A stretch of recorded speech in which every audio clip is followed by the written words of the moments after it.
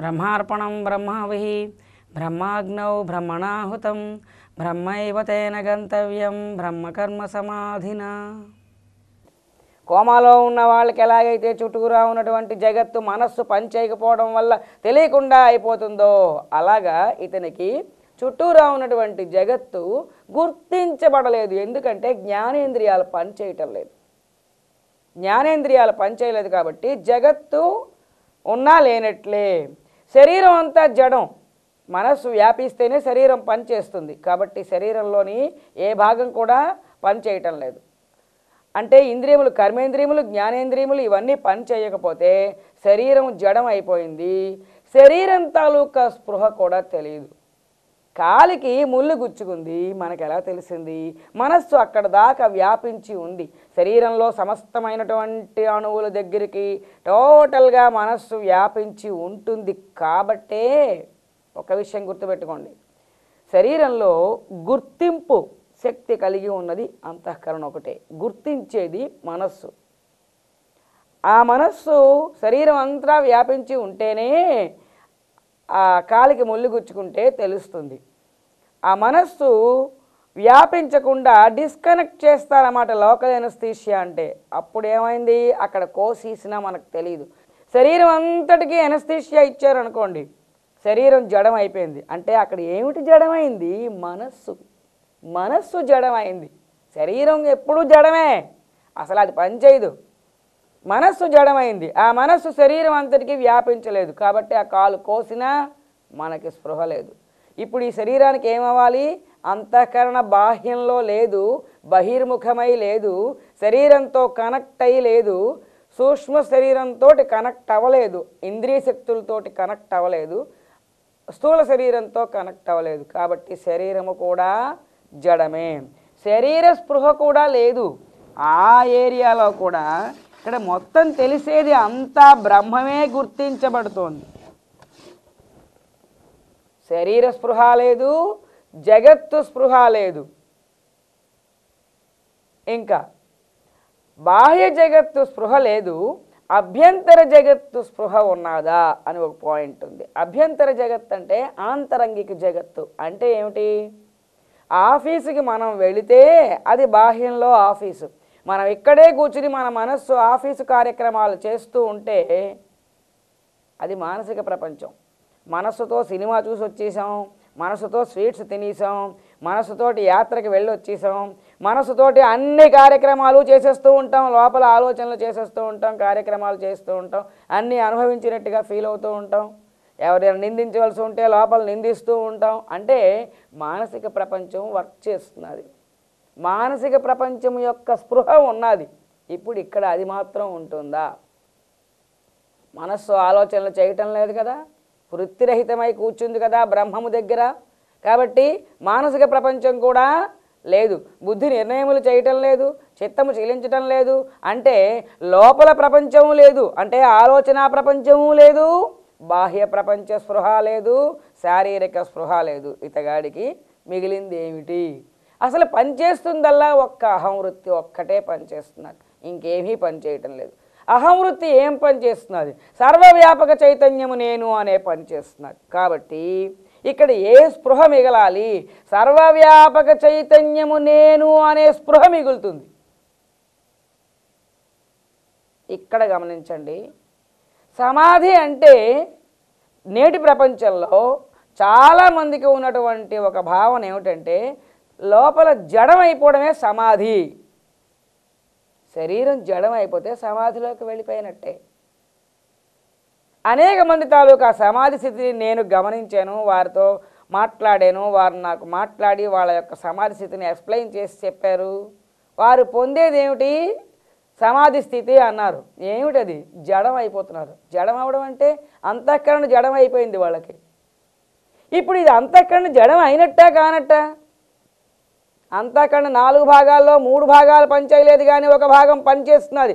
అంతఃకరణ జడం అవ్వలేదు, లోపల స్పృహ ఉన్నది. లోపల నేను బ్రహ్మము అని వర్క్ జరుగుతున్నది. పైన శరీరం జడం అయిపోయింది, జగత్తు తాలూకా స్పృహ తెలియలేదు, శరీరం తాలూకా స్పృహ తెలియలేదు. కానీ లోపల వర్క్ జరుగుతున్నది, లోపల అంతఃకరణ తెలివిగా ఉన్నది, లోపల అంతఃకరణ భగవంతుడి పట్టుకుని ఉన్నది.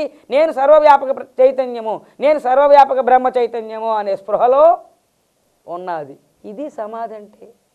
కానీ ఇప్పుడున్నటువంటి సమాధి స్థితి అనేక మంది అనుభవిస్తున్నటువంటి ధ్యాన సమయంలో అందరూ పొందుతున్నటువంటి సమాధి ఏమిటంటే లోపల అంతఃకరణ కంప్లీట్గా జడమైపోతున్నది.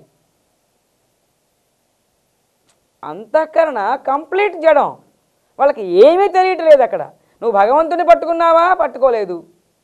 సగుణంలో పట్టుకున్నావా, పట్టుకోలేదు. నిర్గుణంలో పట్టుకున్నావా, పట్టుకోలేదు. నేను స్పృహ ఉందా, ఇంకా ఏ స్పృహ లేదండి. మరేమిటి, ఇంకేమీ తెలియట్లేదు, ఏమి లేదు. అది సమాధి కాదు, జడస్థితి. అటువంటి జడ సమాధి వలన ప్రయోజనం చాలా స్వల్పం, అదేం ముక్త స్థితిలోకి తీసుకువెళ్ళదు. అక్కడ ఉన్నది బ్రహ్మమే కదండి అంటారు వాళ్ళు. బాగా గుర్తించండి, ఆ సమాధిలో అంతఃకరణ పడిపోయింది, పనిచేయడం మానేసింది, అక్కడ మిగిలింది బ్రహ్మమే కదా. నువ్వు సమాధిలో ఉంటేనే అక్కడ బ్రహ్మం ఉందా? ఇప్పుడు మనకి అక్కడ బ్రహ్మం లేదా? ఇప్పుడు కూడా జగత్తు నిండా బ్రహ్మం ఉంది. బ్రహ్మం నువ్వు సమాధిలోకి వెళ్ళినా ఉంది, వెళ్ళకపోయినా ఉంది. సమాధి అంటే ఏమిటి? ఆ బ్రహ్మాన్ని నీ మనస్సు పట్టుకోగలగాలి, అది సమాధి అంటే. ఆ లోపల అహంవృత్తి పని మానేస్తే ధ్యానం పడిపోయింది, ధ్యానం ఆగిపోయింది. ఇంకా అది సమాధి ఎలాగవుతుంది? సమాధి స్థితి కాదు, అది నిద్ర లాంటిదనమాట. అది ఒక జడ సమాధి. ఊరికే స్థిరం లేకుండా తిరుగుతూ గెంతుతూ ఉన్న ఒక కుర్రవాడిని కాసేపు కదలకుండా కూర్చో అంటాం. కూర్చున్నంత మాత్రాన్ని విద్యావంతుడు పండితుడు అయిపోడు, ఏ జ్ఞానము కలగదు, స్థిరత్వం వస్తుంది అంతే. రోజు 1 గంట అలా కదలకుండా కూర్చోబెడితే ఏమొస్తుంది? స్థిరత్వం వస్తుంది. ఆ కూర్చున్నప్పుడు రామా అంటున్నాడా, లేకపోతే పుస్తకాలు చదువుతున్నాడా? ఏ జ్ఞానం వస్తుంది? అక్కడ ఏమీ రాదు. కూర్చున్నందువల్ల కాసేపు ఇంద్రియములు కదలకుండా ఉండడం, స్థిరత్వం వస్తుంది. అలాగే లోపల నువ్వు బ్రహ్మతత్వాన్ని పట్టుకుంటే నీకు ఎప్పటికైనా మోక్ష సామ్రాజ్యంలోకి వెళ్ళే ప్రయోజనం ఉంటుంది. ఆ బ్రహ్మతత్వాన్ని పట్టుకోకుండా శరీరంతో పాటు నువ్వు మనస్సును కూడా జడం చేసేస్తే, కాసేపు కదలకుండా మనస్సును చలించకుండా కూర్చోబెట్టావు, దానివల్ల ఏమొస్తుంది? మనస్సుకి స్థిరత్వం వస్తుంది. ఆసన సిద్ధి, గంటల కొలది నడువు నొప్పి లేకుండా కూర్చోగలిగేటటువంటి ఆసన సిద్ధి, శీతోష్ణ సమస్థితి, క్రియాయోగం తాలూకా ఫలితాలు కొన్ని చిత్తశుద్ధి వరకు సిద్ధిస్తాయి. విజృంభణ తగ్గి మనస్సు స్థిరత్వాన్ని పొందుతుంది. కానీ అది బ్రహ్మలక్ష్యంలో లేదు కాబట్టి అది సమాధి కాదు, అది ధ్యానం కాదు. ఇది ప్రపంచం గుర్తించవలసినటువంటి ఒక ఇంపార్టెంట్ పాయింట్. నేను ధ్యానం బుక్లో కూడా ఇదే రాశాను. ధ్యానం అంటే జడమైపోవడం కాదు, లోపల స్పృహ ఉండాలి, బయట స్పృహ పోవాలి. మన స్పృహ బయట నుండి విడివడి లోపలికి వెళ్ళిపోయింది, కానీ స్పృహ పోలేదు, స్పృహ ఉంది, అది లోపల పనిచేస్తున్నది. కాబట్టి అహంవృత్తి సర్వవ్యాపక బ్రహ్మ తాదాత్మ్యం చెంది ఉండి నేను సర్వవ్యాపక బ్రహ్మమును అనేటటువంటి స్పృహలో ఉన్నది. మనస్సు బుద్ధి చిత్తము వృత్తిరహితములై ఉన్నాయి కాబట్టి ఇక్కడ పని లేదు, లోపలి స్పృహ లేదు, ఆంతరంగిక జగత్తు పనిచేయటం లేదు, బాహ్య జగత్తు స్పృహ లేదు, శారీరక స్పృహ లేదు. ఇది సమాధి స్థితి. ఇది అంతర్ముఖం అవడం అంటే మనస్సు బుద్ధి చిత్తము ప్రపంచాన్ని గుర్తించకుండా ఇంద్రియముల్ని విడిచిపెట్టి లోపలికి వెళ్ళిపోవాలి. అప్పుడు దీన్నే భగవద్గీతలో తాబేలు తన అవయవాల్ని లోపలికి ఎలాగ లాక్కుంటుందో యోగి అయిన వాడు తన ఇంద్రియముల్ని లోపలికి అలాగ లాక్కున్నాడు, ముడుచుకున్నాడు అంటాడు. అంతఃకరణ అలా లోపలికి లాక్కున్నాడు అంటే అంతఃకరణ ఇంద్రియములతో తాదాత్మ్యం చెందితే, ఇంద్రియములు ప్రాపంచిక విషయములతో తాదాత్మ్యం చెందితే జగత్తుతో కనెక్షన్ వచ్చింది. ఇప్పుడు అంతఃకరణ ఇంద్రియములు విడిచిపెట్టి లోపలికి వెళ్ళిపోతే, ఇంద్రియములు జడములైపోతే ప్రపంచంతో కనెక్షన్ తెగిపోయింది. ఇదే అనమాట సమాధి స్థితి అంటే. ఇక్కడ మీరు ఒకటి గుర్తుపెట్టుకోండి, ఇక్కడ శరీరం లేదా? ఉన్నది, కానీ దాంతో కనెక్షన్ లేదు. శరీరం ఉంది కానీ కనెక్షన్ లేదు. ఆకాశం ఉంది, ఆకాశంలో మేఘం ఉంది. మేఘం శరీరం అనుకోండి, ఆకాశం ఈ బ్రహ్మ చైతన్యం అనుకోండి. అక్కడ ఈ అహం వృత్తి స్టిక్కర్ని ఆకాశానికి అతికించిన, మేఘమునకు అతికించిన ఎలా ఉంటుందో ఒక్కసారి ఆలోచించండి. అహం వృత్తి అనే స్టిక్కర్ని మేఘమునకు అతికించాం. అప్పుడు అదేమిటంటుంది? నేను మేఘము, నేను మేఘము అంటుంది. ఈ మేఘం అక్కడే ఉంటుంది, కానీ ఈ స్టిక్కర్ని తీసి మేఘం నుండి తీసి ఆకాశానికి అతికించాం. అప్పుడు ఆ స్టిక్కర్ ఏమిటంటుంది? నేను ఆకాశాన్ని, నేను సర్వవ్యాపక ఆకాశాన్ని, నేను సర్వవ్యాపక ఆకాశాన్ని అంటుంది. ఆ ఆకాశంలో మేఘం అక్కడే ఉంది, కానీ మేఘంతో కనెక్షను లేదు.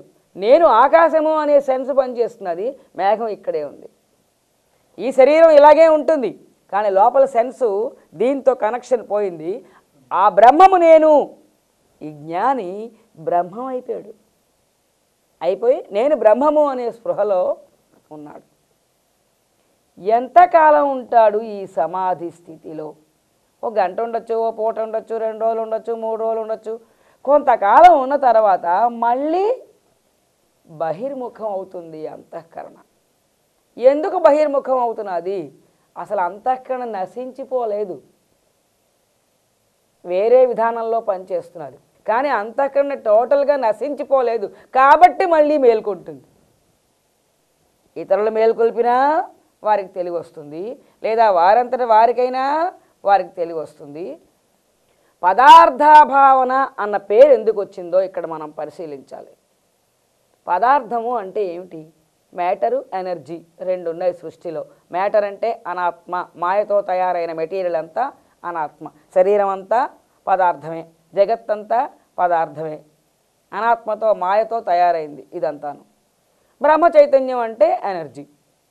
ఈ పదార్థం అంతా ఇప్పుడు ఉండి కూడా లేనట్లుగా దాన్ని గుర్తించడం జరగటం లేదు కదా. శరీరం ఉన్నా కూడా, శరీరం పదార్థం ఉన్నా కూడా గుర్తించబడటం లేదు. శరీరం లేనట్లే. ఆ జ్ఞానికి నేను బ్రహ్మము అనే స్పృహ తప్ప శరీరం తాలూకా సెన్స్ తెలియటం లేదు. ఆ జ్ఞాని దృష్టిలో శరీరం లేదు, మనకు కనిపిస్తున్నది శరీరం. యోగి మనకు కనిపిస్తాడు, యోగి శరీరాన్ని మనం దర్శిస్తున్నాం, కానీ అతని దృష్టిలో అతనికి శరీరం లేదు.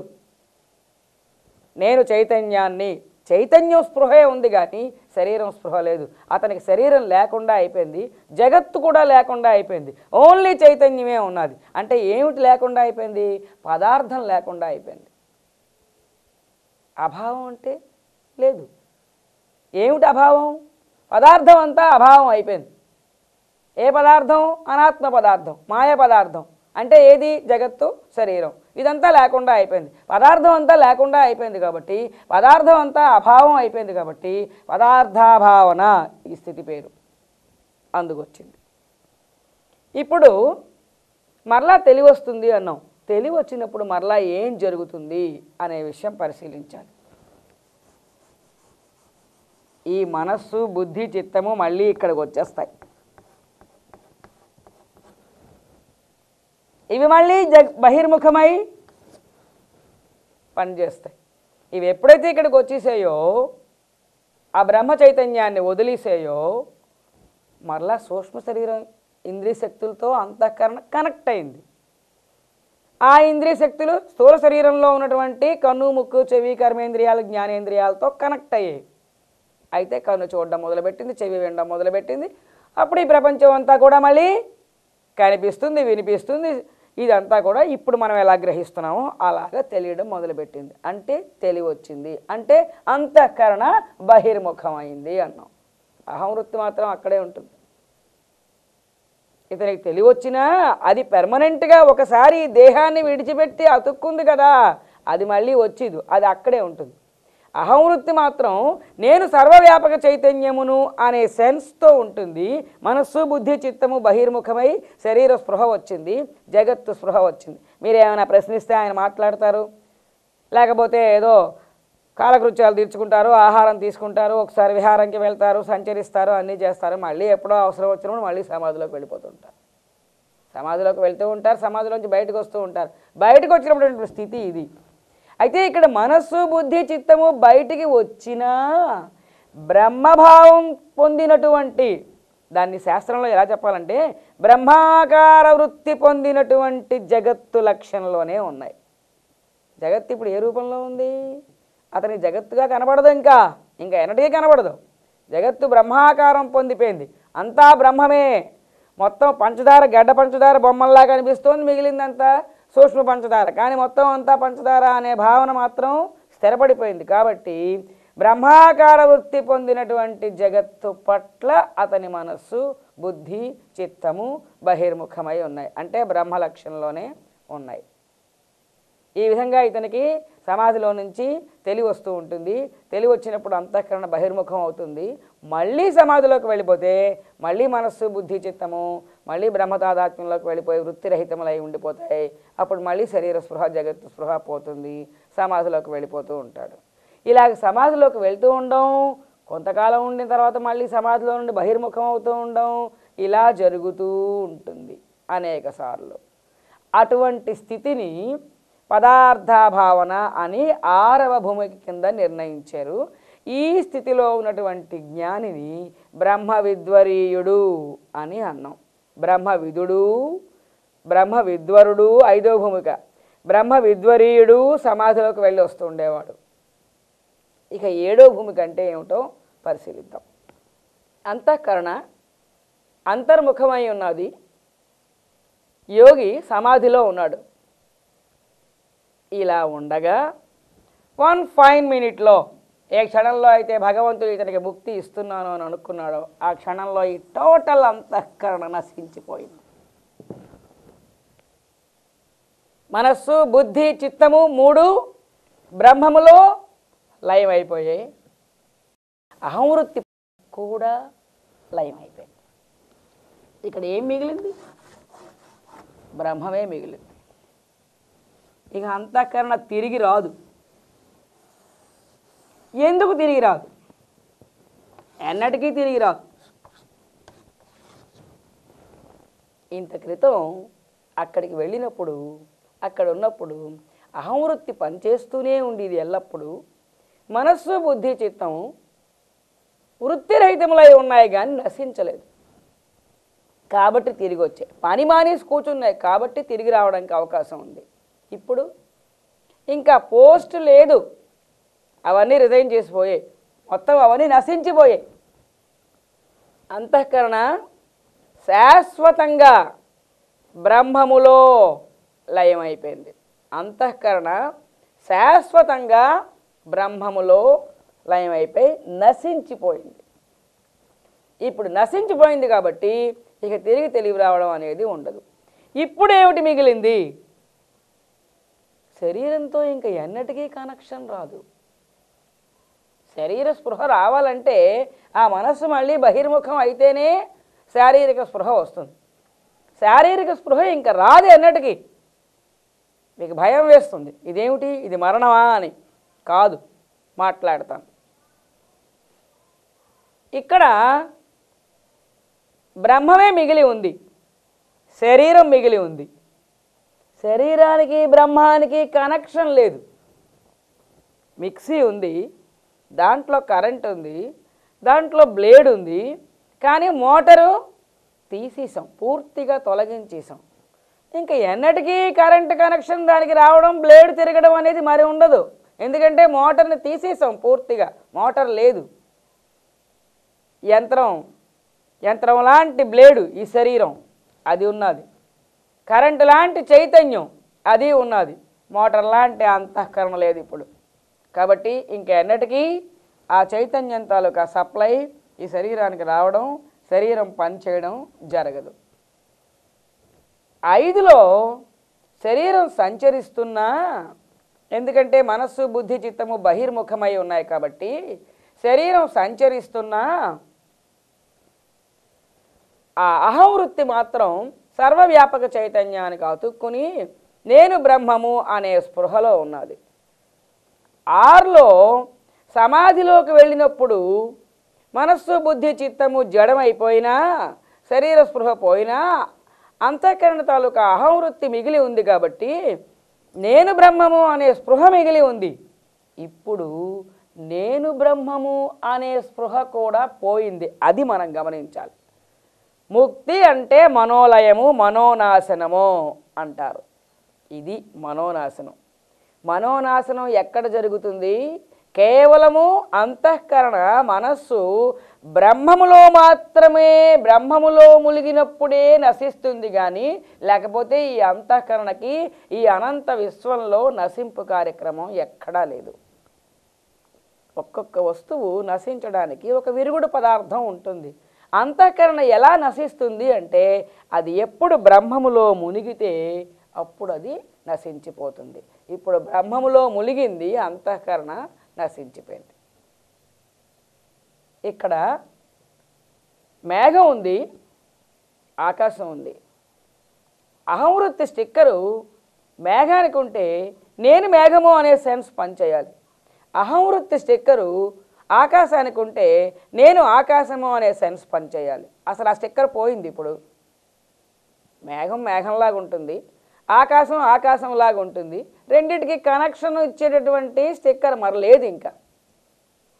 అలాగా అహంవృత్తి స్టిక్కరు శరీరానికి అతుక్కుని ఉంటే నేను దేహము అనే సెన్స్ రావాలి. అహంవృత్తి స్టిక్కరు సర్వవ్యాపక చైతన్యానికి అతుక్కుంటే నేను బ్రహ్మము అనే సెన్స్ రావాలి. అసలు ఆ స్టిక్కర్ ఇప్పుడు నశించిపోయింది. ఇంకా బ్రహ్మమే మిగిలి ఉంది, శరీరము మిగిలి ఉంది. రెండిటికి ఇంకా ఎన్నటికీ సంబంధం ఇంకా రాదు. ఈ స్థితి అర్థమైంది కదా. ఈ యోగికి శారీరక స్పృహ ఇంకెలా వస్తుంది? లేదు. జగత్తు స్పృహ ఇంక లేదు. ఒకరెవరైనా లోపల కూర్చుని ధ్యానం చేస్తూ ఉంటే పైన సమాధి కట్టారు అనుకోండి, ఆ సమాధి మీద పూలదండలు వేస్తే ఇతనికి తెలుస్తుందా? సమాధి మీద నీళ్ళు పోస్తే ఈయనకి తెలుస్తుందా? ఆ సమాధి మీద ఎవరైనా ఉమ్మేస్తే ఇతనికి తెలుస్తుందా? అంటే ఆ బయట సమాధికి సత్కరించినా లేక దాన్ని అసహించుకున్నా ఏం చేసినా కూడా లోపల ఉన్నటువంటి వ్యక్తికి తెలియదు. ఎందుకంటే ఇతని శరీరానికి సమాధి గోడలకి కనెక్షన్ లేదు.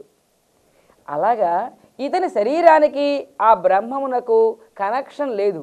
ఈ శరీరం మీద చీమలు ప్రాకినా, పాములు ప్రాకినా, పుట్టలు పట్టేసినా, లేక ఎండ తగిలినా, వర్షం పడినా, రోగం వచ్చినా, రక్తం కారుతున్నా, క్యాన్సర్ వ్యాధి వచ్చినా, శరీరానికి ఏమి జరిగినా కూడా సంబంధం కలగజేసేటటువంటి కరెంట్ కనెక్షన్ లాంటి ఆ చైతన్యం ఏమో వేరైపోయింది, కనెక్షన్ ఇచ్చే మనస్సు పోయింది.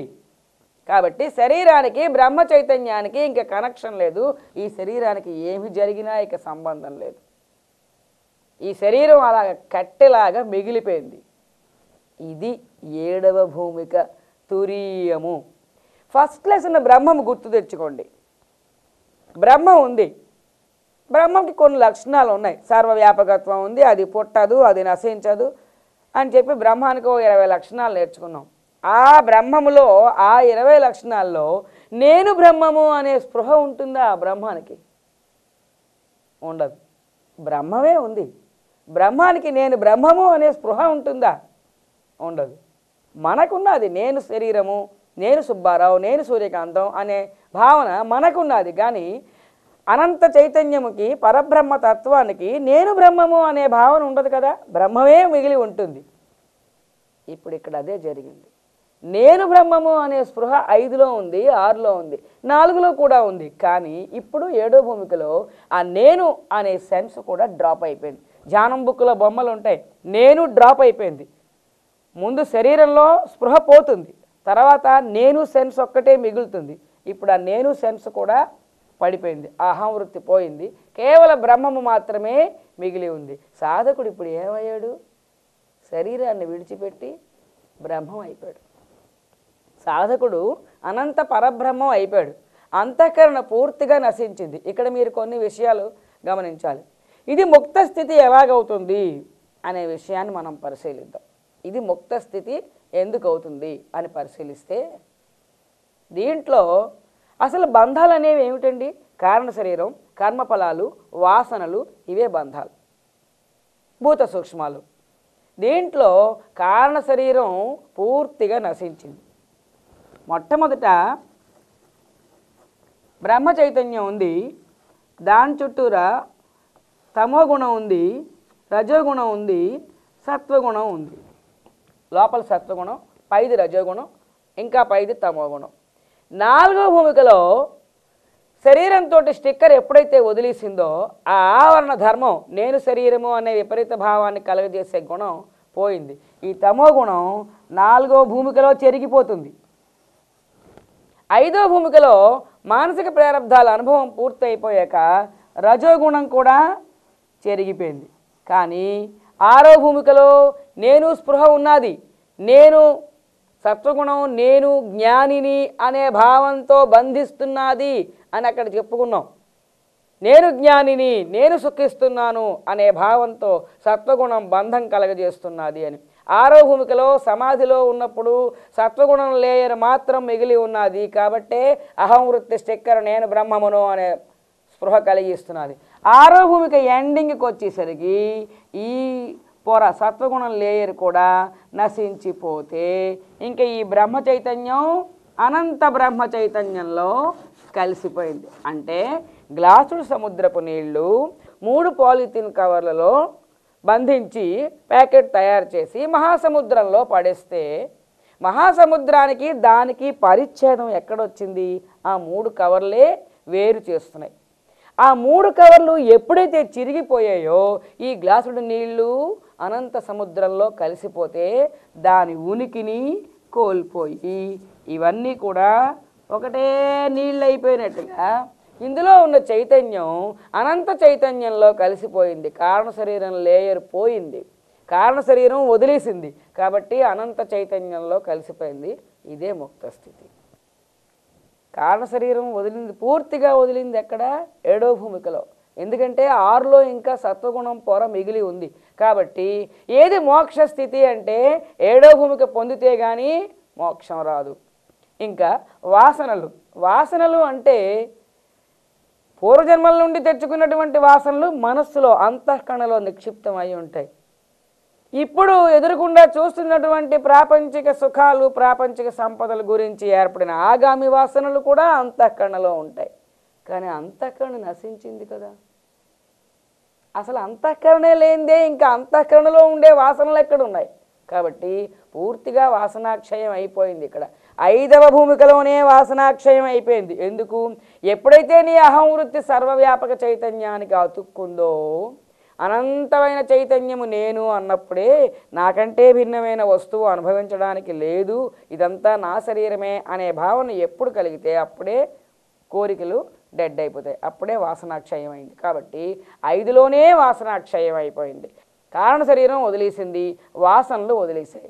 కర్మఫలాలు 4వ భూమిక ప్రాప్తించినప్పుడే అహంవృత్తి దేహాన్ని వదిలి బ్రహ్మ చైతన్యాన్ని అతుక్కున్న బిగినింగ్లోనే సంచితం దగ్ధం అయిపోయింది. జగత్తు బ్రహ్మాకార వృత్తి పొందినటువంటి 5వ భూమికి వచ్చేసరికి ఆగామి కర్మఫలాలు ఏర్పడే పరిస్థితి ఇంక లేదు, అంతా బ్రహ్మమే అయిపోయింది. కాబట్టి ఇంకా వేరుగా ఉండి వాసనల్ని, కోరికల్ని క్రియేట్ చేసి కర్మ ప్రవృత్తిలోకి తీసుకువెళ్ళేటటువంటి పరిస్థితి లేదు. కాబట్టి ఆగామి ఫార్మ్ అయ్యే పరిస్థితి లేదు. ప్రారబ్ధం ఒక్కటి మిగిలి ఉంది. ఇంకా ఇతని వెనకాల వచ్చేటటువంటి భూత సూక్ష్మాలు ఉంటాయే వాటి గురించి తర్వాత మాట్లాడదాం. ప్రారబ్ధం మిగిలి ఉంది ఇక్కడ. ఎవరికి ఉన్నది ప్రారబ్ధం? ఇంత మహాజ్ఞాని ఇలాగ మోక్షం పొందితే ఇతనికి ప్రారబ్ధం మాత్రం ఎందుకు మిగిలిపోయింది? ప్రారబ్ధం అనుభవించడం వల్ల నశించాలి కానీ దానికి వేరే మెడిసిన్ లేదు సృష్టిలో. ప్రారబ్ధం అనుభవించడానికి ఏమిటి వచ్చింది? ఈ శరీరం వచ్చింది. ఈ గీత అందుకే నేను చెరపలేదు. ప్రారబ్ధం అనుభవించడానికి ఈ శరీరం వచ్చింది. ఈ శరీరం తెచ్చుకున్న ప్రారబ్ధాన్ని పూర్తిగా అనుభవిస్తే కానీ నశించదు. శరీరం తాలూకా ఆయుర్దాయం క్లోజ్ అయిన డేట్ ఏమిటి? క్లోజ్ అయిన క్షణం ఏమిటి? ఆయుర్దాయం క్లోజింగ్ క్షణం ఏమిటి? ప్రారబ్ధం తాలూకా క్లోజింగ్ క్షణమే ఆయుర్దాయం తాలూకా క్లోజింగ్ క్షణం. మరణకాలం అంటే మన ఆయుర్దాయం ఎంత అంటే మన ప్రారబ్ధం ఎక్కడ దాకా ఉందో అదే మన తాలూకా ఆయుర్దాయం. మన ప్రారబ్ధం ఎక్కడ పూర్తి అయిపోతే అదే మరణకాలం. అయితే శరీరాన్ని ఏదో ఇంత ప్రారబ్ధం రాయించుకుని తెచ్చుకున్నాం. 80 ఏళ్ళు బతకాలి లేదా 100 సంవత్సరాలు బతకాలి. 40వ ఏటో 30వ ఏటో ఈ ప్రాప్తించింది అనుకోండి ఈ జీవన్ముక్త స్థితి.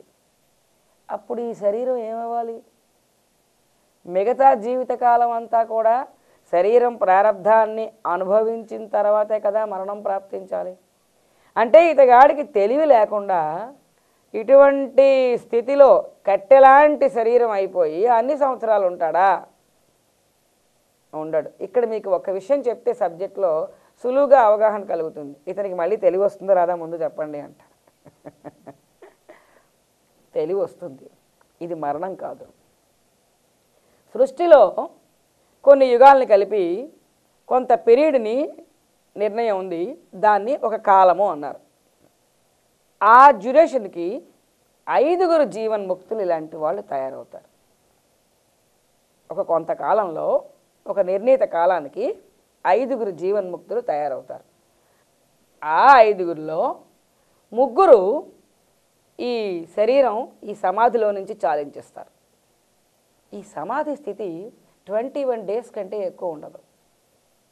ఇటువంటి 7వ భూమికలో ఉంటే ఇటువంటి స్థితి 21 డేస్ కంటే ఎక్కువ శరీరం నిలబడదు. ఇందులో నుండి 3 ఆ 21 డేస్ తర్వాత శరీరం చాలించేస్తారు. అంటే వాళ్ళ ప్రారంభం అక్కడితో క్లోజ్ అయిపోయింది. మిగిలిన 2కి తెలివి తెప్పిస్తాడు. వారిద్దరూ జీవన్ముక్తులుగా మిగిలిన ఆయుర్దాయాన్ని ఈ భూమి మీద జీవించి ఉండి పూర్తి చేస్తారు. ఈ తదనంతరం ఉండే వివరాలన్నీ జీవన్ముక్తి విదేహముక్తి అని నెక్స్ట్ ఒక అధ్యాయం ఉంది. దాంట్లో ఈ ముక్తి పొందిన తర్వాత ఇంకా చాలా చరిత్ర ఉంది. అదంతా కూడా మనం వివరంగా మాట్లాడుకుంటాం. అయితే ఒక 2కి తెలివి వస్తుంది. ఒక 3 సమాధిలో నుండే జీవితం చాలిస్తారు. ఏ 3కి ఈ సమాధిలో నుండే జీవితం చాలించవలసిన పరిస్థితి ఉన్నదో వాళ్ళకి వాళ్ళ ఆయుర్దాయం చివరి దశలో ఈ స్థితిని ఇస్తాడు కదా. మరి 80 ఏళ్ళ ఆయుర్దాయం ఉంది. శరీరం 80 ఏళ్ళు భరించాలి. అంతవరకు శారీరక ప్రారంధాలు తెచ్చుకుని వచ్చాడు. అవి తప్పవు. 40వ ఏట ఇటువంటి స్థితి వస్తే మిగిలిన 40 సంవత్సరాలు ఈ తెలివిలేని కట్టి నిలబడదు. కాబట్టి ఆ 80వ ఏట ఆయుర్దాయం పూర్తయిపోయే చివరి దశలో 10 రోజుల్లోనో 15 రోజులో 13 రోజులో ఎంతో కొంత పీరియడ్ అతగాడు ఈ స్థితిలో ఉండి దీంట్లో నుంచి జీవితం చాలిస్తాడు. ప్రారంధం పూర్తి అయిపోతుంది. ఎవరికైతే తెలివి తెప్పించదలుచుకున్నాడో, ఎవరినైతే ఈ భూమి మీద జీవన్ముక్తులుగా జీవించమని నిర్ణయించాడో భగవంతుడు, ఎవరికైతే తెలివి తెప్పించాలనుకున్నాడో వాళ్ళకి 40 ఏళ్ళైనా 35 ఏళ్ళైనా మధ్య వయసులోనే ఎప్పుడు వారికి ఇది ప్రాప్తిస్తే అప్పుడే ఈ అనుభవాన్ని ఇచ్చేస్తాడు. తర్వాత వారికి ఇందులో నుంచి తెలివి వస్తుంది. ఇలా తెలివి వచ్చిన తర్వాత వాళ్ళు ఇంకా జీవించి ఉండి ఈ భూమి మీద ఆయుర్దాయం పూర్తయిన తర్వాత ప్రారంధం పూర్తయిన తర్వాత శరీరం చాలిస్తారు. అది అక్కడ పరిస్థితి. ఎవరికైతే తెలివి తెప్పించడో వాళ్ళకి ప్రారంధం చివరి దశలో ఈ స్థితిని ఇచ్చి ఆ స్థితిలో నుంచే అలాగా జీవితం క్లోజ్ చేసేటటువంటి పరిస్థితి ఉంటుంది. మనకు తెలిసి పూర్వంలో సుఖ మహర్షి గారు ఈ స్థితిని పొంది తెలివొచ్చి భూమి మీద సంచరించారు. సుఖ మహర్షి. ప్రజెంట్ కాలంలో భగవాన్ రమణ మహర్షి గారు ఈ స్థితిని అనుభవించి దీంట్లో నుంచి తెలివొచ్చి జీవించి ఉండి మన అందరికీ జీవన్ముక్తులుగా పరిచయం అయ్యారు. ఇవి 2 మనం గుర్తించవలసినటువంటివి, లోకంలో ఉదాహరణ అయినటువంటి వ్యక్తులు. అయితే వీరికి ప్రారంధం గురించి మనం ఒక్కసారి మాట్లాడుకోవాలి. వీరికి ప్రారంధం ఎప్పటి వరకు ఉన్నది? తెచ్చుకున్నదంతా కూడా అనుభవించవలసిందే. ప్రారంధం ఉందా లేదా? వాసనలు వదిలేసేయి, కారణ శరీరం వదిలేసింది, అన్నీ వదిలేసేయి. ఇతడు జీవన్ముక్తుడు. జీవించి ఉండగా ముక్తి పొందాడు. జీవన్ముక్తి అంటే అర్థం ఏమిటి? జీవించి ఉండగానే ఇతడు ముక్తి పొందాడు. ఇది జీవన్ముక్తి. క్రమముక్తి అంటే ఏమిటి? జీవించి ఉండగా ఏమీ లేదు, వైకుంఠంకి వెళ్ళిపోయిన తర్వాత కల్పాంతంలో ఎక్కడో జ్ఞానం పొందిన తర్వాత అక్కడ ముక్తిని ఇచ్చాడు. అది క్రమముక్తి. ఇది జీవన్ముక్తి. విదేహముక్తి అని ఇంకోటి ఉన్నది, అది తర్వాత పరిశీలిద్దాం. ప్రారంధం ఉందా లేదా అని ఒక సమస్య వచ్చింది. ఇదిగో ఈ స్థితి ప్రాప్తించింది. ఈ స్థితిలో ఇతనికి శరీరం తాలూకా తెలివి లేదు, స్పృహ లేదు. ఇతడు చైతన్యం అయిపోయాడు. ఇప్పుడు జ్ఞాని ఎవరు? ఇందులో చైతన్యం. కానీ అతని శరీరం ఇంకా ప్రారంధం అనుభవిస్తున్నది. ఆ శరీరానికి షుగర్ వ్యాధి ఉండొచ్చు, క్యాన్సర్ వ్యాధి ఉండొచ్చు, ఏదో ఒక వ్యాధి రూపంలో ప్రారంధం పీడిస్తూ ఉండొచ్చు. ఆ వ్యాధి శరీరాన్ని పీడిస్తూ ఉంటే ఇతనికి తెలుస్తున్నదా? తెలియడానికి అంతఃకరణ లేదు కాబట్టి తెలియదు. తెలియనప్పుడు ఆయనకేంటి సంబంధం? కాబట్టి ఆయనకేం లేదు, శరీరానికే ఉంది.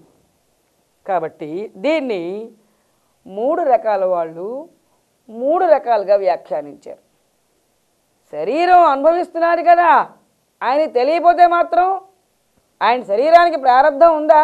ఆ అనుభవం అంతా అయితే కానీ మరణం ప్రాప్తించలేదు కదా. శరీరం అనుభవిస్తున్నాడు కాబట్టి ఇతనికి ప్రారంధం ఉన్నట్లే. మరి యథార్థంగా అంతే. ప్రారంధం వదిలేసే మాట ఉంటే అది అనుభవించకుండా క్యాన్సిల్ అయిపోవాలి. క్యాన్సిల్ అవ్వలేదు కదా, శరీరం అనుభవిస్తోంది కదా. కాబట్టి ఇతనికి ప్రారంధం ఉన్నట్లే, వదలలేదు, అనుభవిస్తున్నాడు. శరీరం అనుభవిస్తే మాత్రం ఆయనకి ఏమైనా నొప్పి బాధ ఏమైనా తెలుస్తున్నాడు కాబట్టి ఆయన చైతన్యం అయిపోయాడు. కాబట్టి ఇతనికి ప్రారంధం లేనట్లే లెక్క అని కొందరి వాదన. మరికొందరు ఏమంటారంటే లేకపోయినా నొప్పి బాధ తెలియకపోయినా శరీరం అనుభవిస్తున్నది కాబట్టి ఉన్నా లేనట్లే అని ఒక సెంటెన్స్ కొట్టారు. కొంతమంది భావంలో ప్రారంధం ఉన్నది, ఎందుకంటే అది సంచితంలాగా దగ్ధం అయిపోయి ఏం వదిలి లేదు, శరీరం అనుభవిస్తున్నది కాబట్టి ప్రారంధం ఉన్నది. కొంతమంది వాదనలో ఉంటే మాత్రం అతనికి ఎటువంటి సంబంధం లేదు కాబట్టి అతనికి లేదు, ప్రారంధం లేనట్లే అని కొందరి వాదన, ఉన్నా లేనట్లే అని కొందరి వాదన. మొత్తానికి జరిగేది శరీరం అనుభవిస్తున్నది, చైతన్యానికి తెలిసే అవకాశం లేదు. ఇది మనం గ్రహించాలి. ఇంకా ఈ జ్ఞానంలో అవస్థలు ఉంటాయి. అజ్ఞాన అవస్థలు ఇతనికి ఉన్నాయా? జాగ్రత్త అవస్థ, స్వప్నావస్థ, సుషుప్త అవస్థ. ఆ అవస్థలు ప్రాప్తించాలంటే అంతఃకరణ ఉండాలి కదా. ఇప్పుడు ఆ అవస్థలు ప్రాప్తించే అవకాశం లేదు. బ్రహ్మము లక్షణాలు చెప్పుకున్నప్పుడు మనం బ్రహ్మము తురీయమైనది అని చెప్పుకున్నాం. అంటే ఏమిటి? జాగ్రత్త స్వప్న సుషుప్తి అవస్థలకి అతీతమైనది ఇదే. జాగ్రత్త స్వప్న సుషుప్తి అవస్థలకు అతీతమైనటువంటి స్థితి తురీయ స్థితి ఇదే. కాబట్టి బ్రహ్మము తురీయమైనది అని చెప్పుకున్నాం. అసలు ఈ 7వ భూమికకి తురీయము లేక తురీయగము అనేది ఈ భూమిక పేరు. ఈ భూమికలో చేరినటువంటి, ఈ భూమికని పొందినటువంటి జ్ఞానిని బ్రహ్మ విద్వరిష్ఠుడు అనాలి. బ్రహ్మ విద్వరిష్ఠుడు అంటే కేవల చైతన్యమే. ఇక్కడ జ్ఞానంలో కొన్ని అవస్థలు ఉన్నాయి. ఇంత క్రితం అజ్ఞాన భూమికలు 7 నేర్చుకున్నాం. జాగ్రత్త, స్వప్నము, సుషుప్తి. ఇవి కాకుండా స్వప్న జాగ్రత్త, జాగ్రత్త స్వప్నము, బీజ జాగ్రత్త, మహాజాగ్రత్త అని 7 అవస్థలు నేర్చుకున్నాం. అవి అజ్ఞాన అవస్థలు, అంటే శరీరానికి ఉన్నటువంటి అవస్థలు. శరీరం మాయతో తయారైంది కాబట్టి శరీరం అజ్ఞానం పర్యాయపదం. అజ్ఞానం తాలూకా అవస్థలు కాబట్టి అజ్ఞాన భూమికలు అన్నాం. ఇప్పుడు దీంట్లో జ్ఞానంలో ఒక 3 అవస్థలు చెప్తాడు, ఒకసారి వినండి. శుభమైనటువంటి ఇచ్చ కలిగిన దగ్గర నుండి జ్ఞానంలో తెలివి వచ్చింది. జీవుడికి నేను నా వాళ్ళు, ఈ జగత్తు నాది, నా సుఖము అని జగత్తు తాదాత్మ్యం, నేను నా వాళ్ళు అని దేహ తాదాత్మ్యం ఈ మాయా ప్రభావంలో దొరలకుండా అయ్యో నేను మోక్షం పొందాలి, ఈ సంసార దుఃఖంలో పడి ఏడుస్తున్నాను అని ఎప్పుడైతే జ్ఞానంలో తెలివి వచ్చిందో దాన్ని జాగ్రత్త అవస్థ అన్నారు. జ్ఞానంలో జాగ్రత్త అవస్థ ఏ భూమిక? 1, 2, 3 భూమికలు. మళ్ళీ 4వ భూమిక దగ్గర మారుతుంది. 1, 2, 3 భూమికలన్నీ కూడా జ్ఞానంలో ఆయన తెలివి వచ్చింది కాబట్టి జ్ఞానంలో జాగ్రత్త అవస్థ అన్నారు. తర్వాత 4వ భూమికలోకి వచ్చేసరికి తాను బ్రహ్మం అయిపోయాడు, అహం బ్రహ్మాస్మి అనుభవం కలిగింది, కానీ జగత్తు బ్రహ్మాకారం పొందలేదు కదా. అందువలన జగత్తు పట్ల ఏమిటున్నది? లీలగా తెలుసు ఇదంతా బ్రహ్మమే అని. ఎందుకు? థియరిటికల్ నాలెడ్జ్ ఉంది, ప్రాక్టికల్ నాలెడ్జ్ అనుభవం కలగలేదు కాబట్టి గాఢంగా ఏర్పడలేదు. జగత్తు బ్రహ్మము అనే భావన దృఢంగా గాఢంగా ఏర్పడలేదు. కానీ ఇది బ్రహ్మము అని థియరిటికల్గా తెలుసు కాబట్టి జ్ఞానంలో స్వప్నము అన్నారు దాన్ని. ఏది స్వప్నం? స్వప్నంలాగా లీలగా జగత్తుని బ్రహ్మముగా భావిస్తాడని జ్ఞానంలో స్వప్నావస్థ అన్నారు. 1, 2, 3 భూమికలు జ్ఞానంలో జాగ్రత్త అవస్థ, నాలుగో భూమిక ఒక్కటి జ్ఞానంలో స్వప్నావస్థ. ఇక ఐదో భూమికకి ఆరో భూమికకి వచ్చేసరికి ఏమైంది? జగత్తంతా బ్రహ్మాకారం పొంది అనంత పరబ్రహ్మమును నేను అనేటటువంటి భావన దృఢంగా గాఢంగా స్థిరపడిపోయింది. కాబట్టి అది జ్ఞానంలో సుషుప్తి. 5, 6 భూమికలు జ్ఞానంలో సుషుప్తి. మరి ఏడో భూమికి వస్తే ఇక్కడ ఏ అవస్థ లేదు. చైతన్యానికి చైతన్యం మిగిలి ఉంది, శరీరానికి శరీరం మిగిలి ఉంది, ఏ అవస్థ లేదు. కాబట్టి ఇది జాగ్రత్త స్వప్న సుషుప్తి అవస్థలకు అతీతమైనటువంటి తురీయావస్థ అని అవస్థలు చెప్పాడనమాట. ఈ ఏడో భూమిక పొందితేనే మోక్షం వస్తుంది. ఒక ప్రశ్న ఉన్నది, ఏమండి సాధకులందరికీ ఏడో భూమిక పొందడం అవసరమా అని చెప్పండి మీరు.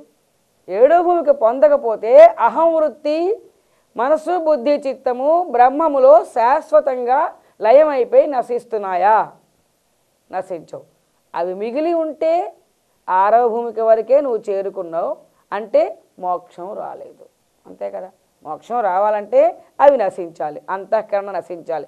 మనోనాశనం, అవిద్యానాశనం అంటే కారణ శరీరం నాశనం, మనోనాశనం, ఇవి రెండు కూడా ఏడో భూమికలోనే సమాధిలోనే ప్రాప్తిస్తున్నాయి. కాబట్టి ఏడో భూమిక పొందనిదే మోక్షం లేదు.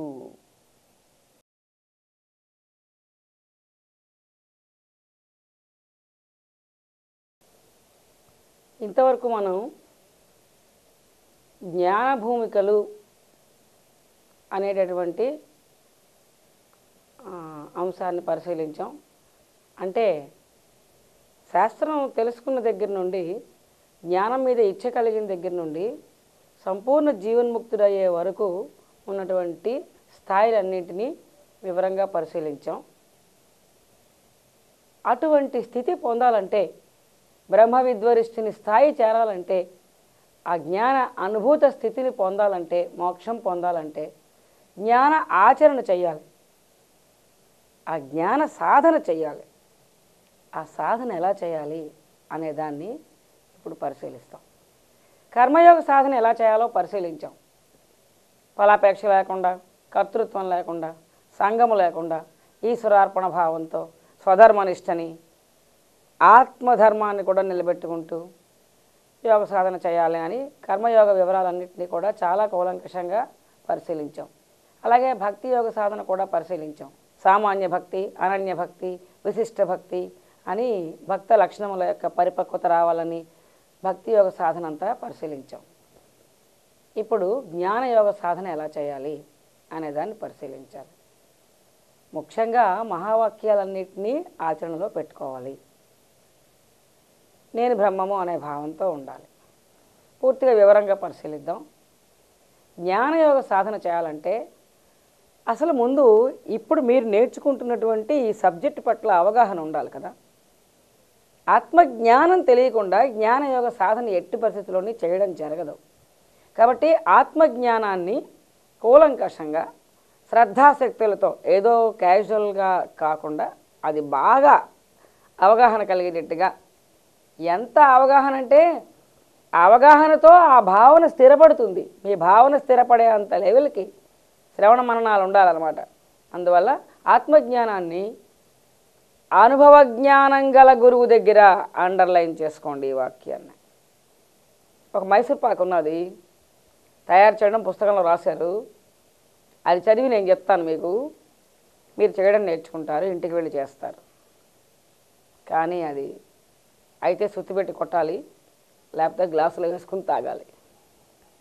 అలా కాకుండా అది తినడానికి యథార్థమైన మైసూర్ పాకంలాగా సరైనటువంటి రుచితోటి తయారవ్వాలంటే తయారు చేసేటప్పుడు కొన్ని మెలకువలు ఉంటాయి, అవి చెప్పాలి. అవి ఎవరికి తెలుస్తాయి? పుస్తకం చదివి నేర్చుకున్న వాళ్ళకి కాదు. చేసి ఉండి ఆ చేసిన అనుభవం ఉన్న వాళ్ళకి, ఇదిగో ఈ టైంలో దించకపోతే, ఈ పాళ్ళు పడకపోతే, ఈ విధానంలో చేయకపోతే అది పాడవుతుంది అని వాళ్ళకి అనుభవం. ఆ మెలకువలు వాళ్ళు అనుభవం ఉన్నవాళ్ళు చెప్తారు. వాళ్ళ దగ్గర నేర్చుకుంటే మీరు కూడా అది 2-3 సార్లు అభ్యాసం చేస్తే కరెక్ట్గా చేయడం వస్తుంది. అలాగే బ్రహ్మనిష్ట అనుభవం ఉన్నటువంటి వాళ్ళ దగ్గర విద్య నేర్చుకుంటే అంటే వాళ్ళనే సద్గురువులు అంటారు. ఆ సద్గురువుల దగ్గర ఆత్మజ్ఞానం నేర్చుకుంటే మీరు బ్రహ్మనిష్టలో ఎందుకు లేరు, ఎక్కడ మీకు నిష్ట బ్రేక్ అవుతున్నది, దాంట్లో నుండి మిమ్మల్ని బ్రహ్మనిష్టలోకి ఎలాగ లాగాలి, మాయా ప్రభావం ఎక్కడ మిమ్మల్ని అడ్డుతున్నది, దాన్ని ఎలాగ ఛేదించాలి అనేవి వారికి అనుభవంలో తెలుస్తూ ఉంటుంది. కాబట్టి ఆ మెలకువలు వాళ్ళు తెలియజేస్తూ ఉంటారు. కాబట్టి వాళ్ళ యొక్క సహచర్యంతో మీరు బ్రహ్మనిష్టలోకి లాగబడతారు. కాబట్టి అనుభవం ఉన్నటువంటి గురువుల దగ్గర ఆత్మజ్ఞానం నేర్చుకుంటేనే మీకు ముక్తి వరకు చేరగలిగేటటువంటి శక్తి లభిస్తుంది. ఇది నా వాక్యం కాదు, శాస్త్రవాక్యమే. అనుభవ జ్ఞానం కలిగినటువంటి గురువుల దగ్గర ఉత్కృష్టమైనటువంటి గ్రంథాల నుండి కానీ శాస్త్రాన్ని కూలంకషంగా చాలా శ్రద్ధాశక్తులతోటి నేర్చుకోవాలి. శాస్త్రం నేర్చుకోవడంలో ఏమాత్రం ఎక్సెప్షన్ లేదు. శాస్త్రంలో వెలితి అనుభవంలో డెఫినెట్గా వెలితినిస్తుంది. తర్వాత శాస్త్రం నేర్చుకున్న తర్వాత ఇక ఆచరణలో పెట్టేటప్పుడు శారీరక మానసిక సంసిద్ధతలన్నీ ఉండాలి. యమనియమాలు సిస్టమేటిక్గా లేకపోయినట్లయితే, యమనియమాలలో పరిపక్వత లేనటువంటి సాధకుడు, యమనియమాల పట్ల శ్రద్ధ వహించనటువంటి సాధకుడు మోక్షానికి అనర్హుడు. ఒక చోట వచ్చింది ఈ యమనియమాల విషయం. బ్లాక్ మనీ మెయింటైన్ చేయకూడదా అండి? అధర్మాలు అనేకం చేస్తున్నాం ఈ ప్రపంచంలో మనం. దేనికోసం? ఫలాపేక్షతో అనేకమైనటువంటి అధర్మాలు చేస్తున్నాం. ఆ అధర్మం విడిచిపెట్టడానికి నీకు ఈ జన్మలో వీలు కాకపోతే మోక్షాన్ని ఇంకొక జన్మకి పోస్ట్పోన్ చేయి, కానీ నువ్వు ఆ అధర్మం ఉండగా మోక్షం పొందలేవు. ఈ జన్మకి నాకు వీలు పడదు, వదిలే కావాలంటే. అంతేగాని ఈ బ్లాక్ మనీని ఇలాగే మెయింటైన్ చేస్తాను, ఈ అధర్మం ఇలాగే మెయింటైన్ చేస్తాను, ఈ అబద్ధం ఇలాగే ఆడుతూ ఉంటాను, కానీ నేను మోక్ష సాధన చేస్తూ ఉంటాను. ధర్మం ముందు, తర్వాత మోక్షం. ధర్మం పట్టుకుంటేనే మోక్ష సాధనలో ఎంటర్ అవ్వడానికి మీకు అర్హత. ఇది ఎట్టి పరిస్థితిలో నీ మర్చిపోకూడదు. ధర్మం గురించి నేను ఆత్మదర్శనంలో గట్టిగా రాయలేదేమో అనిపించింది. అందుకే ధ్యానం బుక్లో ఈ వాక్యాన్ని స్ట్రెస్ చేసి రాశాను. ధర్మం లేనిదే మోక్షం రాదు అని. కాబట్టి యమనియమాలు చాలా శ్రద్ధగా పాటించాలి. అహింస, సత్యము ఇవన్నీ చాలా అవసరం. స్వధర్మనిష్ట అన్నీ అవసరం. సాధన చతుష్టయం: ఆత్మజ్ఞానం, ఆత్మానాత్మ విచక్షణ, ముముక్షుత్వం, వైరాగ్యం, ఈ సమధమాది షట్క సంపత్తి, ఇవన్నీ లేకుండా మోక్షం రాదు. కాబట్టి సాధన చతుష్టయం, యమనియమాలు, ఈ రెండింటి పట్ల అవి ఒక లిస్టు రాసుకుని ఉంచుకుని, ఇవన్నీ నేను పాటిస్తున్నానా, ఎక్కడైనా బ్రేక్ అవుతున్నానా అని చెక్ చేసుకుంటూ జాగ్రత్తగా అభ్యాసం చేయాలి. రెండవది భక్తి. అంతరంగంలో అద్వైత భక్తి ఉండాలి మోక్షం కావాలి అంటే. ఇప్పుడు మనం మోక్షాన్ని ఏం చేసి సాధన మాట్లాడుతున్నాం కదా, జ్ఞానయోగ సాధన మాట్లాడుతున్నాం. కర్మయోగ సాధన, భక్తి యోగ సాధన అయిపోయింది. ఇప్పుడు జ్ఞానయోగ సాధన మాట్లాడుతున్నాం. అంతరంగంలో అద్వైత భక్తి ఉంటే కానీ, అంటే నేను బ్రహ్మమును, నేను బ్రహ్మము అంటే అది జ్ఞానం కావాలండి, అది భక్తి ఏమిటి అంటారు కొందరు. భక్తి అంటే ఏమిటి? భగవంతుడిని పట్టుకోవడం. దేంతో పట్టుకున్నావు? చేత్తోట, మనస్సుతో. ఇప్పుడు భగవంతుడిని నామరూపాలతో పట్టుకుంటే మనస్సుతో అది సగుణ భక్తి అయింది. భగవంతుడిని బ్రహ్మముగా పట్టుకో మనస్సుతో. ఎక్కడ పట్టుకోవాలి? ఇగో ఇక్కడే ఉన్నాడు, ఇక్కడ పట్టుకో. ఆ బ్రహ్మము నేను అంటున్నది ఎవరు? మనస్సు. కాబట్టి అక్కడ మనస్సు బ్రహ్మముని పట్టుకుంది, కార్యక్రమం అదే. కాబట్టి అది భక్తే. మనస్సు ఉన్నంతసేపు బ్రహ్మాన్ని పట్టుకోవడం భక్తి కార్యక్రమమే కదా. నిర్గుణ భగవంతుడిని పట్టుకున్నాం మనస్సుతో, అహం బ్రహ్మాస్మి. కాబట్టి అది విశిష్ట భక్తి స్థాయి, అది కూడా భక్తి. అంతరంగంలో అద్వైత భక్తి బ్రేక్ లేకుండా ఉండాలి. మీ కర్మానుష్ఠానం అంతా యోగ సూత్రాలు జోడించి శ్రద్ధగా చెయ్యాలి, లేకపోతే బంధం పడిపోతూ ఉంటుందో పక్క నుంచి. కాబట్టి కర్మలు యోగ మార్గంలో ఆచరిస్తూ అంతరంగంలో అద్వైత భక్తి కలిగి ఉండాలి. తర్వాత నేను బ్రహ్మము, జగమంతా బ్రహ్మము, ఉన్నదంతా బ్రహ్మము, అనంత బ్రహ్మములో ఐక్యము చెందే ఉన్నాము. ఈ భావన నిరంతరం పట్టుకోవాలి. బ్రహ్మభావ సాధనే జ్ఞానయోగ సాధన. బ్రహ్మభావ సాధనే జ్ఞానయోగ సాధన. నాలో ఉన్నది బ్రహ్మము, నీలో ఉన్నది బ్రహ్మము, అంతటా నిండి ఉన్నది బ్రహ్మము, సకల చరాచర సృష్టిలో ఉన్నదంతా బ్రహ్మము. ఇదంతా ఏమిటి? మహావాక్యాల తాలూకా భావన. మహావాక్యాలు అంటే ఏమిటి? ప్రజ్ఞానం బ్రహ్మ, అహం బ్రహ్మాస్మి, అయమాత్మా బ్రహ్మ, తత్వమసి, సర్వం కల్విదం బ్రహ్మ. ఇవన్నీ మహావాక్యాలు అంటాం. అంటే సృష్టిలో ఆత్మతత్వాన్ని, ఉన్నటువంటి యథార్థమైనటువంటి రహస్యాన్ని సూచించేటటువంటి సూత్రం లాంటి వాక్యాలని మహావాక్యాలు అన్నారు. ప్రజ్ఞానం బ్రహ్మ, ఇది మొట్టమొదటి వేదం ఏమిటి? ఋగ్వేదం. దాంట్లో ఐతిరేయ ఉపనిషత్తు, ఋగ్వేద సంబంధంగా ఉన్నటువంటి ఐతిరేయ ఉపనిషత్తులో ఈ వాక్యం చెప్పబడింది. ప్రజ్ఞానం బ్రహ్మ. అన్ని ప్రాణుల తాలూకా ఇంతవరకు మనం శాస్త్రం నేర్చుకుంటే ఒక మహావాక్యాన్ని బోధించుకోవడానికి రోజులు అక్కర్లేదు, 2 నిమిషాలు చాలు.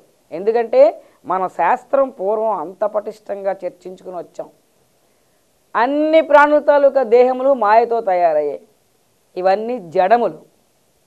ఈ జడమైన శరీరాలని చైతన్యవంతం చేసే ప్రజ్ఞ ఏది?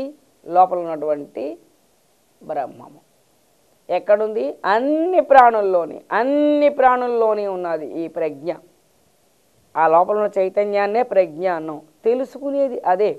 కంటితో చేరి చూస్తుంది, చెవితో చేరి వింటుంది, మనసుతో చేరి ఆలోచిస్తుంది, బుద్ధితో చేరి నిర్ణయిస్తుంది, అహంతో చేరి నేను అంటుంది.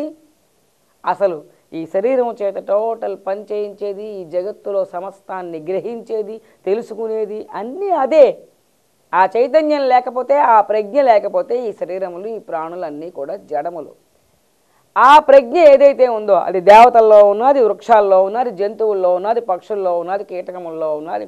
పిపీలకాది బ్రహ్మ పర్యంతం అని ఒక పదం వేస్తే చిన్న బాక్టీరియా క్రిమి దగ్గర నుండి చతుర్ముఖ బ్రహ్మ వరకు అందరిలోని శరీరములన్నీ జడములు, మాయతో తయారయ్యాయి.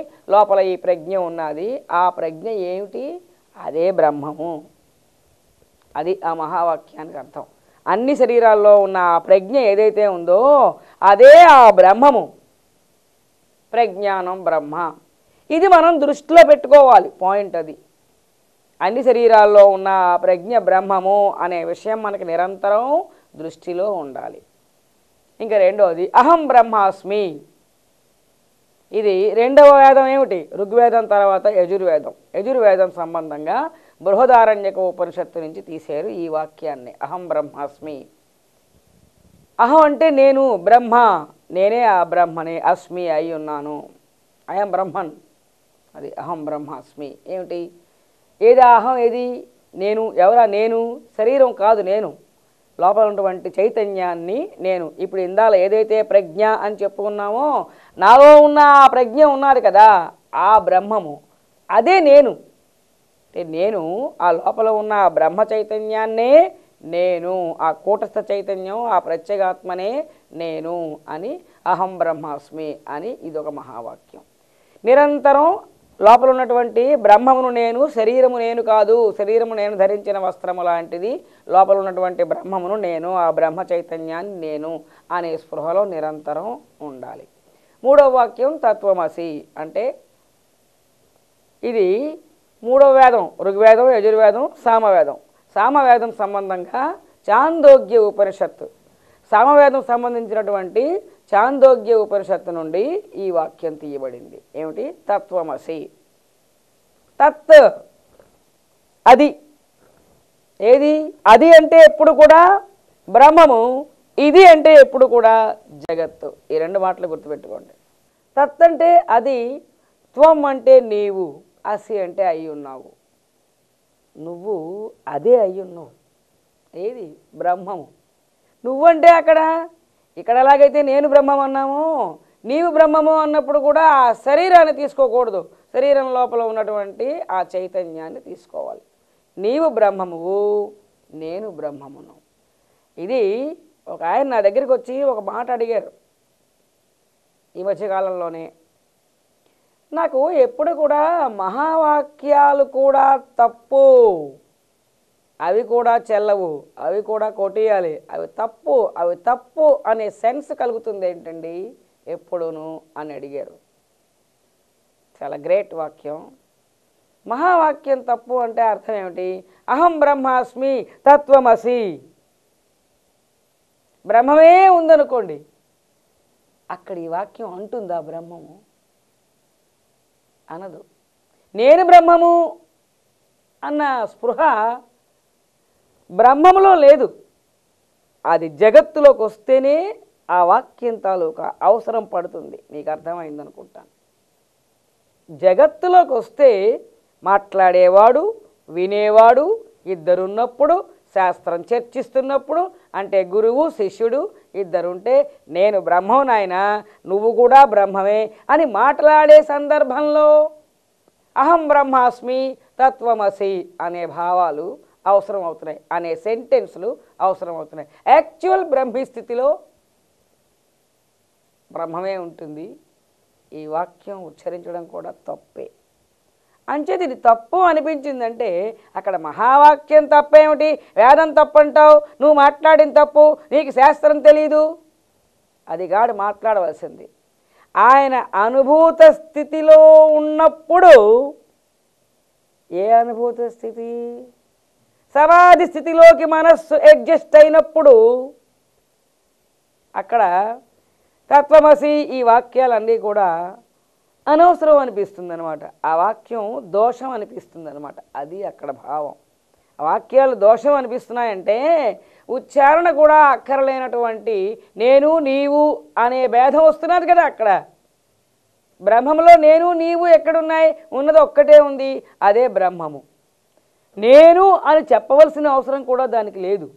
ఎవరితో చెప్తుంది? రెండో వ్యక్తి ఉంటేనే చెప్పాలి. కాబట్టి అనంత పరబ్రహ్మమే ఉండి ఆ సమాధి భావనలో అడ్జస్ట్ అయినప్పుడు మనస్సు పని చేయకుండా ఉన్న స్థితిలో అహం బ్రహ్మాస్మి తత్వమసి ఈ వాక్యాలు తప్పు అని అనిపించే పరిస్థితి ఉండొచ్చు. అంచేత ఆ అనుభూత స్థితిలోనికి మనస్సు ప్రవేశిస్తున్నది అన్నమాట. అది దాని భావం. ఇక్కడ తత్వమసి అంటే నీవు కూడా ఆ బ్రహ్మమువే. నీవు అంటే ఇప్పుడు శిష్యుడిలో ఉండేటటువంటి ఎదురుకుండా ఎవరు వింటున్నారో అతనిలో ఉన్నటువంటి చైతన్యం. అంటే ఇక్కడ ఏం తీసుకోవాలి? సమస్త ప్రాణులలో ఉన్నటువంటి చైతన్యము బ్రహ్మమే. నాలో ఉన్నది బ్రహ్మమే, అన్ని ప్రాణులలో ఉన్నది బ్రహ్మమే. అంటే ఏది? ఆ ప్రజ్ఞ, ఆ లోపల ఉన్నటువంటి ఆ చైతన్యం. అది మనకి అవగాహనలో ఉన్నదే. శరీరాలని జడము, లోన ఉన్న చైతన్యమే పనిచేస్తున్నది అని మనకి ఇవన్నీ తెలుసు. ఆ చైతన్యమే బ్రహ్మము. ఇది ఒక మహావాక్యం. తర్వాత అయం ఆత్మ బ్రహ్మ, 4వ వేదం అధర్వణ వేదం, దాని సంబంధమైనది మాండూక్య ఉపనిషత్తు. దాని నుండి అయం ఆత్మ బ్రహ్మ. అయం అంటే నేనైనటువంటి ఆ ఆత్మ ఏదైతే ఉన్నదో లోపల అదే బ్రహ్మము. అంటే ఈ 24 తత్వముల కంటే 19 తత్వముల కంటే లోపల భిన్నముగా ఉన్నటువంటి ఆ ఆత్మతత్వం ఏదైతే ఉన్నదో అది నేను, అదే బ్రహ్మము అని ఇవన్నీ అదే అర్థాన్ని ఇస్తున్నాయి. వీటిని మహావాక్యములు అని. ఉపనిషత్తుల్లో 4 కాదు మహావాక్యాలు, చాలా రాశారు. 20-30 మహావాక్యాలు రాశారు. అంటే ఏమిటి? అప్పటి కాలం వాళ్ళకి ఈ 4 వాక్యాలు చాలు అని అనిపించింది. ఇప్పటి కాలం వాళ్ళకి ఇవన్నీ ఇంపార్టెంట్ వాక్యాలే కదా అని వీటన్నిటినీ మహావాక్యాలు చేశారు. ఇంతకీ మహావాక్యాలు ఏం తెలియజేస్తున్నాయి? ప్రాణుల దేహము లోపల ఉన్నటువంటి చైతన్యం ఏదైతే ఉన్నదో అదే బ్రహ్మము అని తెలియజేస్తున్నాయి. బ్రహ్మార్పణం బ్రహ్మవహి బ్రహ్మాగ్నౌ బ్రహ్మణాహుతం బ్రహ్మైవ తేన గంతవ్యం బ్రహ్మకర్మ సమాధినా.